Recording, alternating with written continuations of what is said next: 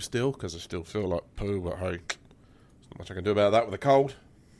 Still, let's get this done. Just make sure it's good on Twitch, which it should be. I'm just going to check it. It says it's excellent stream quality, which is good. So, we will get this done and out in a second while I wait for the thing to refresh on Twitch, because it's refreshing. There we go. Pause that there. So let's get this show, as they say, on the road. Like this.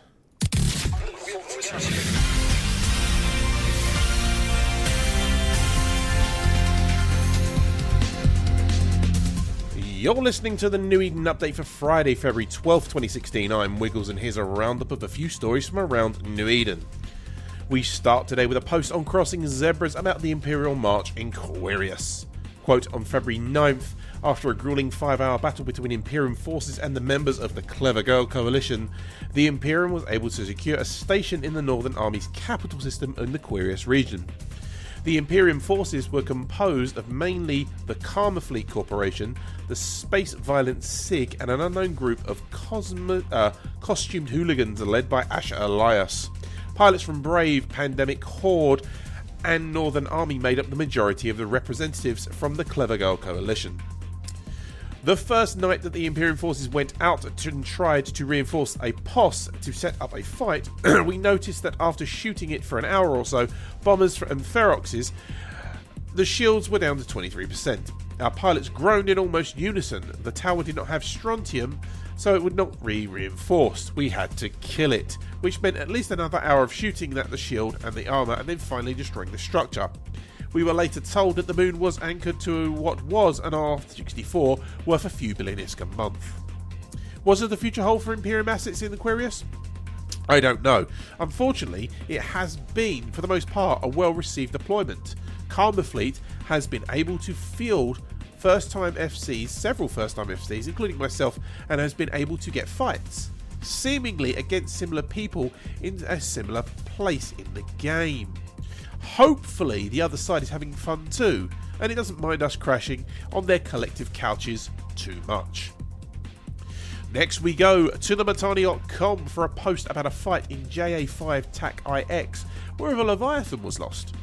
Quote, on February 10th at 4:19 Eve time, in the fountain system of J5A-IX, Reaper Cussus, a capital ship, fell to an overwhelming gunfire from Tissue, PL and TC. During the engagement, RP also lost 107.3 billion ISK Leviathan belonging to Ashaya Morgan. Repercussions, one presumably conducting a convoy of operations to their new home, jumped in 3 Titans, 1 supercarrier, 4 dreadnoughts and 8 carriers through the J5A TAC IX Stargate in B-D. Tissue PL and the TC crew threw just over 7.1 billion ISK in dictors at the Leviathans to hold it down, and lost another 4.4 billion ISK during the fight. Discounting subcaps, RP lost 4 more capitals during the fight, including Thaddeus's Naglfire was an estimated 5.4 billion ISK. Repercussus lost a total of 124 billion ISK during the attack. Lastly, today we go to Eve News 24 for a repost of the dev blog by Team 50 about capital skill modules and refitting. Quote, as first revealed at Eve Vegas in 2015, we are making some major changes to capital ships in the Eve upcoming expansion Eve Citadels, and you can expect initial devlogs and more details becoming as ready to announce. In this blog I'm going to cover a few. I'm going to cover the new Force Auxiliary Capital class, our transport transition plan for the new current carrier pilots and new capital modules, and some design discussion on combat refitting. Here are the stats of the ships. The Apostle, the Amarr, 6 high slots, 4 mids, 7 lows. Amarr carrier bonus skill per level is 5% bonus to remote capacitor transfer and remote armor repairer amount, 4% bonus to all armor resistances, and 5% bonus to maximum capacitor pull. The Minoqua, which is the Caldari, 6 high slots, 7 mids, 4 lows, which has 5% bonus to remote capital transmitter and remote shield booster amount per level, 4% to all shield resistances, and 5% bonus to maximum capacitor pull. Here's where the ships slightly change. The Lith, which is the Minmatar carrier, or the Minmatar Force Auxiliary, 6 highs, 6 mids, 5 lows, 5% bonus to remote armor repairer, and 5% bonus to remote shield booster cycle time. That's interesting. 7.5% bonus to local shield booster amount, and 10% bonus to capacitor booster strength charge. That you'll know what's going on in a minute. And finally, the Nizao, which is the Galente, 6 highs, 5 mids, 6 lows, 5% bonus to remote armor repairer, and 5% bonus to shield booster cycle time, 7.5% bonus to local armor repairer amount, and 10% to capacitor booster charge strength again. All Force Auxiliaries can fit 3 Warfare Link modules and get the standard 1% bonus for links from the races. So you get the information and the armor, the shield and the information, and so on and so on. All Force Auxiliaries will have a 10,000 meter cubed fleet hangar and a 1 million cubic meter ship maintenance bay. In the expansion, any carrier fitted with a triage module, T1 or T2, in a station, contract, or ship maintenance array will be changed to a Force Auxiliary of the same faction.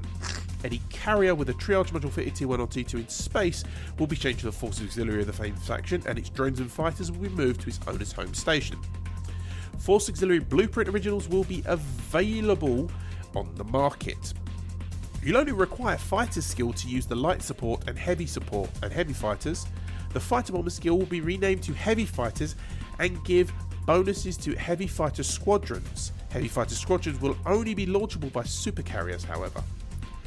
The light fighter and fighter support skills will give bonuses to light fighters and support fighters respectively. More details about the fighter transition plan will come in a later blog.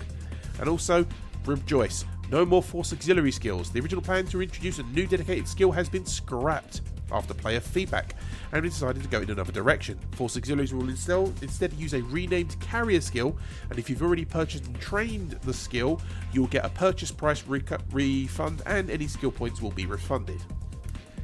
And if that wasn't enough, and I could breathe, we're also getting new capital modules, capital ancillary shield booster and armor repairers, remote ancillary shield and booster and armor repairers in all shapes and sizes, so small all the way up to capital emergency hull energizers, which is basically a one-shot damage control which gives you across the board 99% resistances for 20 seconds, and capital scriptable armor and shield hardeners. For the full list, please see the link in the show notes. Elsewhere in EVE-related content, new blog posts are out today from Rick Javix and a few others. New podcasts are out from the Open show from last week, and another CSM11 interview from CSM Watch. Plex prices in the Forge region today are reaching an average traded price of 1,242 million ISK so far today, which is down from yesterday's average traded price of 1,249 million. The top buy order in Jita right now is 1,233, and sell orders are starting at 1,235. Skill extractors are trading on the market at 292 million, average down from yesterday's 299 million. The buy orders are starting at 286 million as the injectors are extractors are starting to sell at 292. Skill injectors, however, 636 million average, down from yesterday's 640 million average. The buy orders are starting at 621 and sell orders are starting at 628. Thank you to everyone who's chosen to support this show on Patreon and decided they get some value from it and decided to give some back. You can support by either going to patreon.com/wiggles to find out how about you can support the show there, and if you can't support via Patreon, I understand that, and remind you can always tell people about the show, so tell them. And also you can go to newedenupdate.com/support to find all the ways to support, whether it's buying plexes or just, as I said, Patreon or tweeting out your support. As you can probably see, I'm broadcasting this live on Twitch, and it goes to YouTube, and you can see the Jita Run Doc. So if you've got any feedback, or if you want me to go somewhere else, let me know in the comments on the show blog or on the Twitch post, or even on the YouTube post. This has been the New Eden Update for Friday, February 12th, 2016. You can leave comments, as I said before, in the blog post at newedenupdate.com, or you can send us a tweet at New Eden Update. You can leave a comment on the YouTube video, or even on Twitch, maybe. I don't think I can see them, though. But anyway, I also encourage you to check out all the latest headlines, podcasts, blog posts, and other information you can find on TotalEve.com. We'll be back on Monday. I'm Wiggles, and thank you for listening.